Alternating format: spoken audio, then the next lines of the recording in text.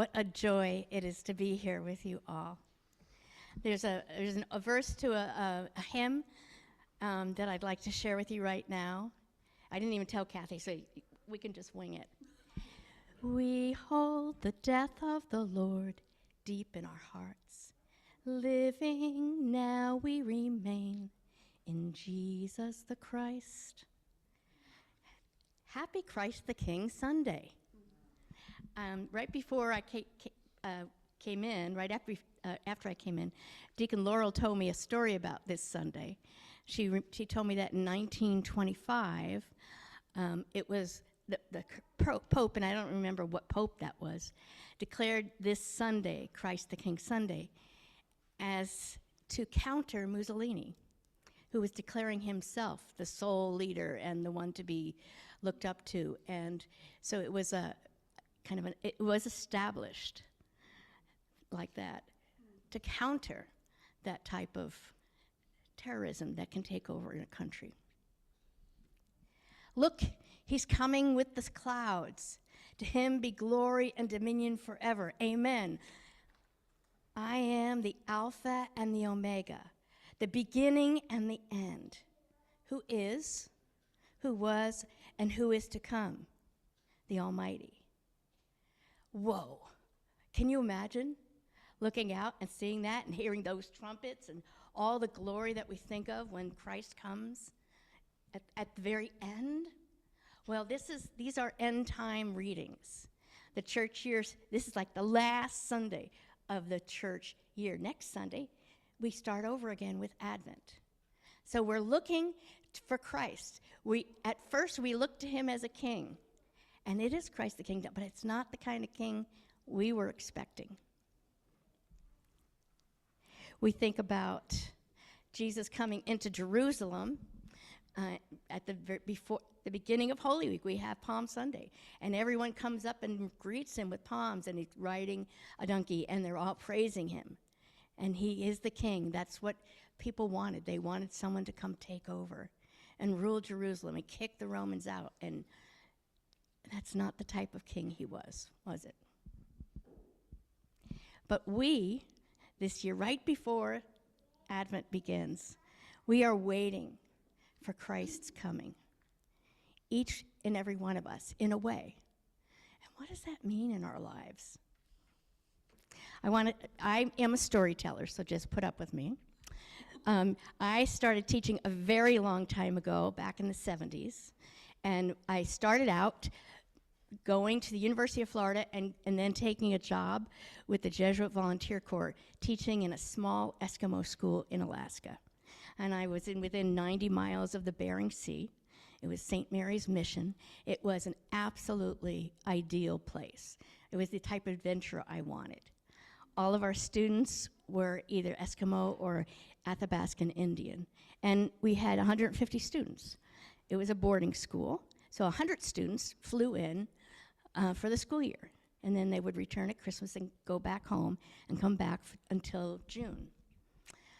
I adored it. Those students were just a few years younger than me. So I had one student who was 20, and I was 21 when I started. So it was a very big challenge, and I'm not a big person, and so I had to really try to figure out how to command the classroom without being bossy. Anyway, I figured it out, and I was an extremely enthusiastic person. As you could, maybe it's carried over in my life, but I promise you it's way toned down.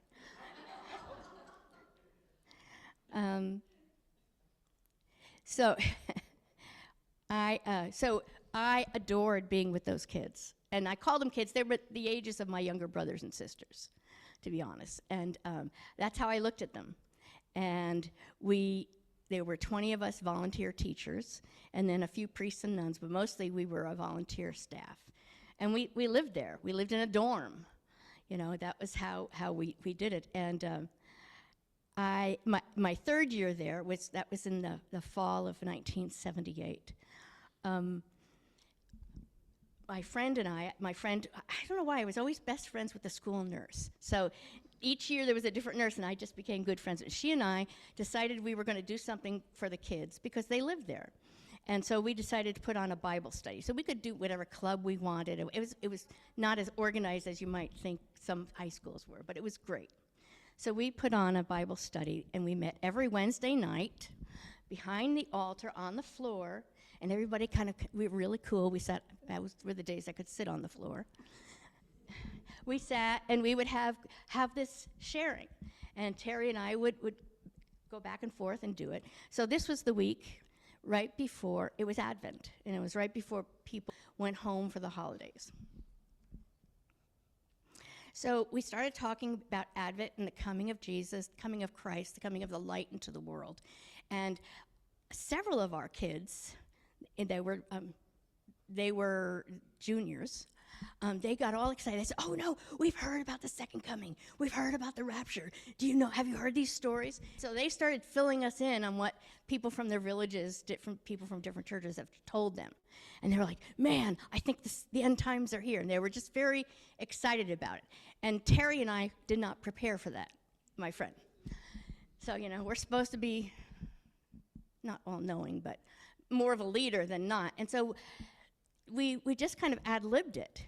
And we said, well, it's exciting to think about Jesus coming, but there are other ways that Jesus came into the world in the very beginning, before creation. The Word was with God at the very beginning, before even creation happened. And then Jesus came and predicted that to come in the Old Testament, and then he arrived, and they said, okay. I said, and then we said, but I guess we could think about the second coming, but how each one of us is going to face Jesus at the end of our own lives. So that's going to be kind of and there he is. You never know when you're going to get the call.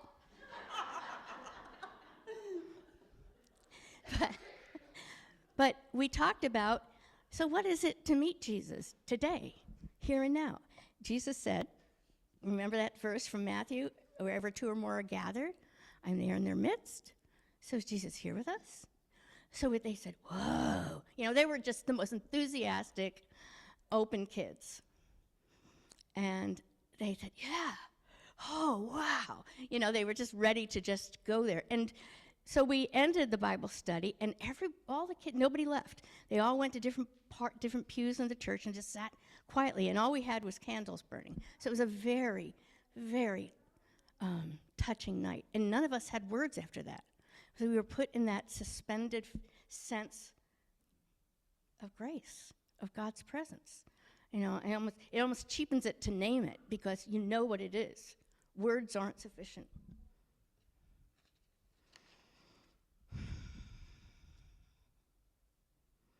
So that was a night I will never forget. I will never forget the kids and how they looked. And then all of a sudden there was a bell, because we were in a school, reminding kids that they had 15 minutes to get back to their dorms before they were late. So they all rushed out, and my friend Terry and I said, can you believe that? No. Wow. Sometimes that's all you have to say to God is, wow. So that was the last day of school. And so the next day, all of the students were going home for the holidays. We had 50 students from the village of St. Mary, so they just had to walk home. But the boarding kids had to fly home. About 4 o'clock that afternoon, we received word over the ham radio that one of the charters crashed. And then we got word that the pilot was killed. And then we got word that 2 of our students were killed. And they were the 2 that were with us that night before. Alvina and Nora. Alvina Peters and Nora Boy Scout. That was, to me, that was the first really grown-up thing that I had been in the midst of. Because I was supposed to be the adult. I was the adult, but it left me silent for other reasons. Again, to be left to not know, to not understand that type of presence of God. And ever since then, I've seen death as this ongoing mystery that I can't explain. But it's tucked deeply into our lives of faith, hope, and love all together. And for most of the time, we can't even respond with words. We're just left again with that sense of, thank goodness we have this type of God that loves us and embraces us in the midst of such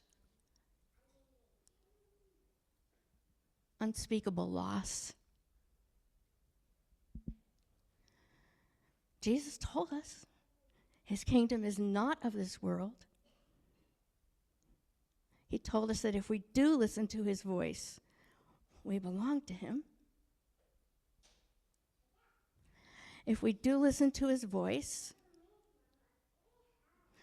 we are tucked into the Alpha and the Omega, the beginning and the end. We are held fast there. He promised us, Emmanuel, God is with us. Say that with me, Emmanuel. God is with us. That is something that we can say over and over to ourselves in the midst of not understanding, but trusting in faith that this God has us no matter what. I am just a regular person, just like you guys. None of us has any special powers except for the love of God inside of us. That is our superpower. It's not, sometimes it leaves us pretty flat. But we can sit and rest in the Alpha and the Omega, because nothing is beyond God's love. We are always held closely to this amazing, wonderful mystery, this Christ among us. Emmanuel, Emmanuel, Emmanuel. Amen.